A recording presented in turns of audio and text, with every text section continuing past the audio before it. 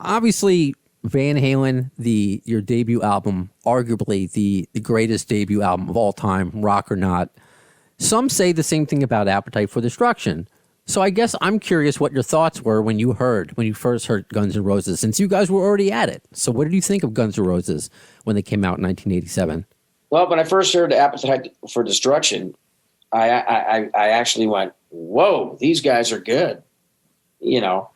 And in a world where a music world where music changes so fast now, and I kind of consider ourselves one of the last bands that were actually signed and was on the tails of bands like The Who, Zeppelin, Humble Pie, stuff like that, because you had punk and new wave and all that stuff kind of entering into the scene when Van Halen was coming out onto the scene, and I think we did a pretty good job doing what we did and keeping rock alive. And I think that Guns N' Roses, they basically were doing the same thing.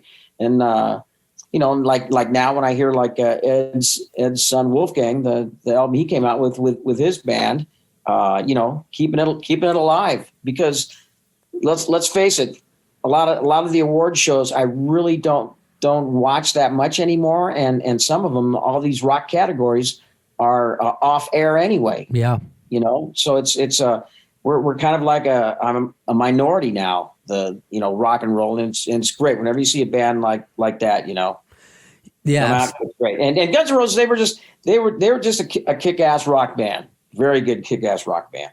Right on, and obviously Van Halen the same. And was there any? I don't think you were involved at the time, perhaps, but maybe you knew anything about it. There were rumors about before Slash reunited with Axl that perhaps there was going to be a Van Halen GNR tour, or was that completely made up? You know what? I did hear a rumor or two about that, but nothing. Nobody had contacted me about anything like that. So as far as I knew, it was just a rumor.